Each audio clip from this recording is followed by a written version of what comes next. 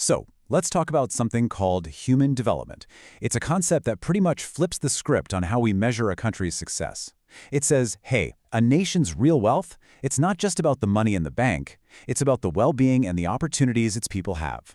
All right, let's get into it.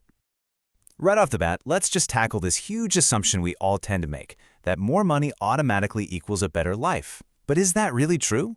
Is a bigger bank account the only thing that matters? I mean, just think about it for a second. You could have an amazing salary, but what good is it if your health is failing, you never had the chance to get a good education, and you don't have the freedom to make your own choices? All of a sudden, that big paycheck doesn't seem like the most important thing anymore, does it? That's the core question we're digging into here. Now, to really get this, we've got to unpack two words that people throw around all the time as if they're the same thing: growth and development. But trust me, they are worlds apart. Okay, so let's break it down. On one side, you have growth. Think of it as pure numbers. It's quantitative. We're talking about things like GDP, which can go up, but it can also go down. Then, on the other side, you have development. This is all about quality, the quality of people's lives, things like better literacy rates or longer, healthier lives. And that, well, that's always a positive thing. And here is the absolute key point. Just because a country's economy is growing, that does not guarantee that its people are actually better off. You can totally have a booming economy where all the new wealth just pools at the very top, while most people see zero improvement in their day-to-day lives. So where did this game-changing idea even come from? Well, it didn't just pop up out of thin air. It was actually pioneered by a couple of brilliant economists from South Asia who really pushed the world to look beyond just dollars and cents. Meet the architects of this whole idea: Dr. Mahbub ul Haq from Pakistan and the Nobel Prize winner Amartya Sen from India. These two weren't just colleagues, they were great friends, and together they completely reshaped how we think about what it means for a country to make progress.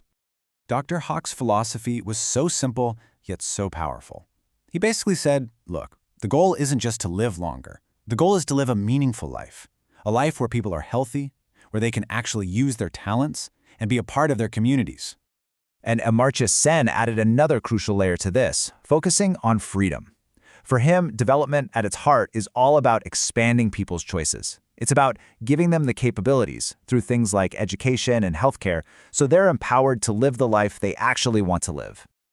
Okay, so you take these big ideas, and what do you get? Well, you get a framework that's built on four really solid pillars. It's a way of looking at progress that truly puts people first. And here they are. First up is equity, which is just making sure everyone gets a fair chance, no matter who they are or where they come from. Then you've got sustainability, living our lives today without messing things up for our kids and grandkids. Third is productivity, which is all about investing in people, in their skills and knowledge. And finally, empowerment, which is about giving people the real power to control their own lives. Put them all together and you've got a seriously powerful model for real development. All right, this all sounds great, right? But how in the world do you actually measure something as big as human development? It sounds kind of fuzzy. Well, it turns out there's a pretty smart tool designed for exactly that. It's called the Human Development Index, or HDI for short. The UN Development Program rolled it out back in 1990, and it basically gives every country a score, a rank on a scale from 0 to 1. Super simple. The closer you are to 1, the better you're doing in terms of human development.